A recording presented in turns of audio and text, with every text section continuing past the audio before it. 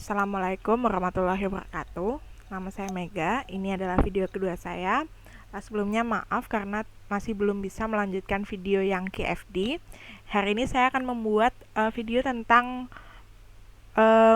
project management dengan menggunakan Gantt chart. Hari ini saya akan mempraktekkan cara membuat Gantt chart dengan aplikasi Project Libre.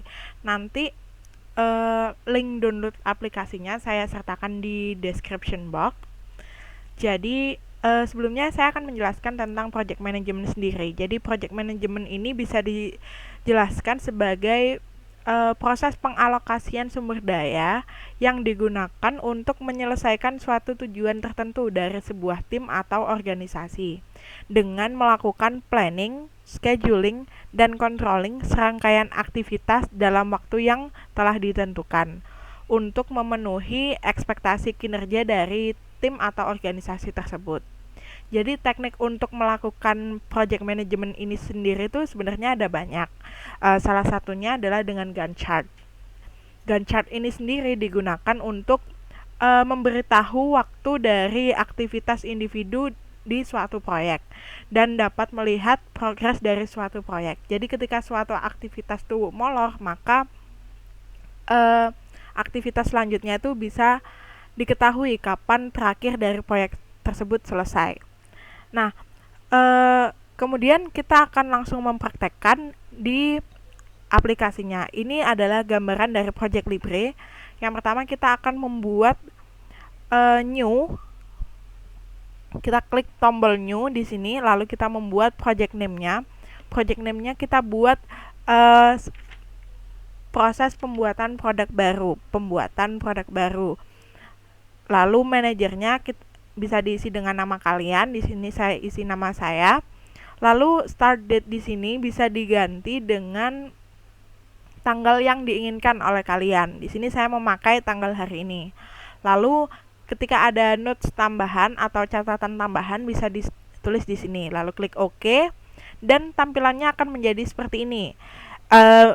Sebelah kiri ini merupakan gambaran dari aktivitas, sedangkan sebelah kanan ini merupakan gambar dari Gantt chart yang nantinya akan digambarkan oleh aplikasi tersebut.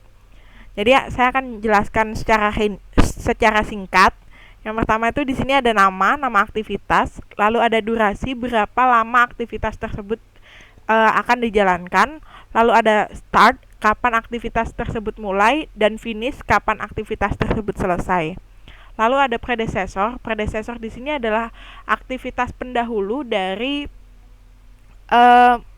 aktivitas yang dipilih tadi. Lalu ada resource name. Resource name ini sumber daya apa yang dibutuhkan oleh perusahaan, misalkan orang atau mesin tertentu.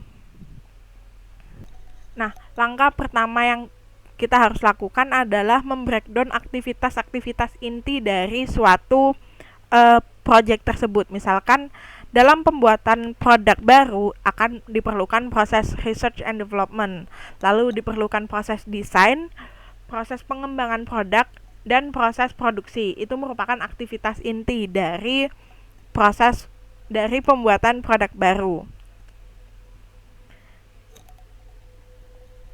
Nah, selanjutnya kita harus merinci dari aktivitas-aktivitas inti ini. Misalkan proses research and development butuh 2 aktivitas rincinya, yaitu brainstorming dan pemilihan produk. Maka kita klik baris di bawah proses R&D, lalu klik menu tes, lalu nanti kita klik ada indent. Maksud saya ada insert. Kita klik sesuai dengan baris yang dibutuhkan. Lalu kita masukkan yang kita maksud tadi, brainstorming dan pemilihan produk. Nah, setelah selesai masuk kedua-duanya, nanti kita select kedua-duanya, lalu kita indent. Jadi maksudnya di indent ini biar proses brainstorming dan proses pemilihan produk ini masuk ke dalam proses research and development. Jadi kita klik indent. Nah, bisa dilihat ini brainstorming dan pemilihan produk yang terpilih akan masuk ke dalam proses research and development. Bisa diminimize dan di-extend lagi. Kita lakukan proses tersebut sesuai dengan kebutuhan dari tim atau organisasi yang membuat proyek itu. Selanjutnya proses desain. Di sini saya membuat desain produk dan desain packaging, lalu ada desain strategi pemasaran. Nah, ketika ada baris yang tidak diperlukan seperti ini, itu bisa kita hapus dengan mengklik tombol delete yang ada di sini. Lalu kita indent seperti proses sebelumnya.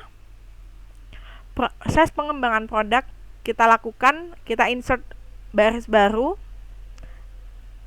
Pengembangan produk terdiri dari pembuatan prototype, market testing, dan perbaikan dari hasil market testing tersebut.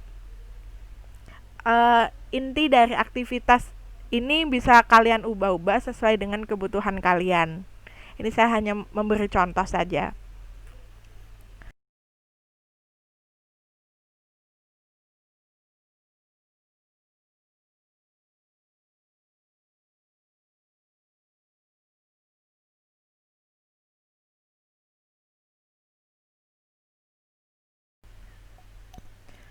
Nah, setelah aktivitasnya sudah di breakdown dan sudah diberi hierarki seperti ini, ditentukan aktivitas inti dan rinciannya, langkah selanjutnya adalah kita menentukan durasi dari tiap aktivitas. Durasinya ini berbentuk hari, tapi juga bisa bentuknya itu jam. Jadi akan nanti bentuknya itu misalnya 2,5 hari begitu. Kita mengisi waktu durasinya itu diisi di aktivitas rinciannya seperti brainstorming, pemilihan produk, desain produk, dan sebagainya. Sedangkan seperti proses produksi yang merupakan aktivitas inti tapi tidak memiliki aktivitas rincian itu langsung diisi. Kenapa? Karena seperti aktivitas inti proses R&D ini dilambangkan di bagian GAN-nya itu warna hitam. Seperti dilihat di sebelah kanan, itu akan mengikuti aktivitas dengan durasi yang paling lama. Bisa dilihat, aktivitas rinciannya ada brainstorming yang memiliki waktu 3 hari, dan pemilihan produk memiliki waktu 2 hari. Maka proses R&D akan selesai ketika brainstorming itu selesai, yaitu 3 hari. Nah, selanjutnya kita akan menentukan predecessor atau aktivitas pendahulu dari suatu aktivitas. Aktivitas pertama yang dilakukan tim ini merupakan brainstorming. Jadi, brainstorming tidak memiliki aktivitas pendahulu dan bisa dimulai kapan saja. Sedangkan pemilihan produk dilakukan ketika proses brainstorming itu selesai, yaitu maka predecessor dari pemilihan produk ini ditulis sesuai nomor dari brainstorming, yaitu nomor 2. Atau bisa juga kita menggantinya sesuai hari. Jadi mungkin saja proses brainstorming itu belum selesai, tapi proses pemilihan produk harus segera dilakukan untuk diajukan ke manajer atau sebagainya.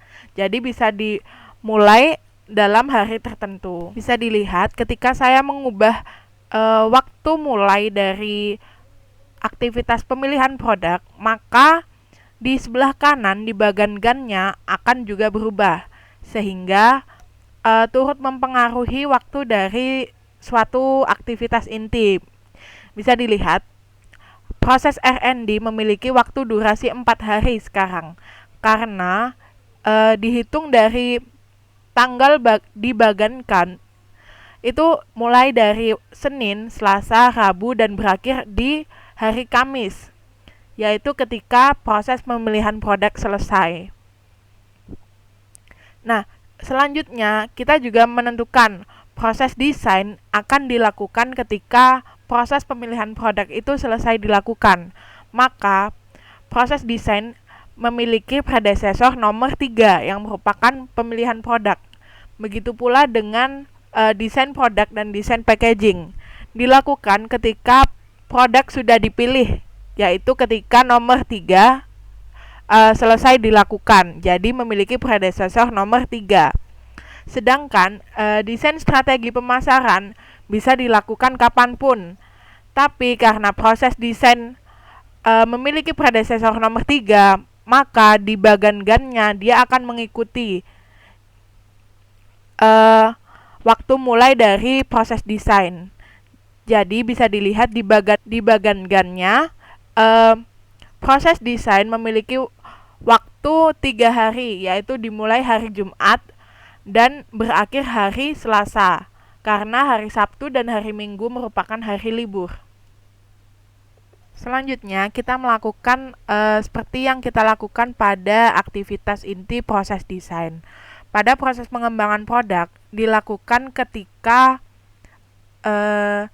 desain dari produk dan packaging itu telah selesai dilakukan, maka proses pengembangan produk memiliki predesesor nomor 5 yang merupakan nomor dari aktivitas desain produk dan packaging.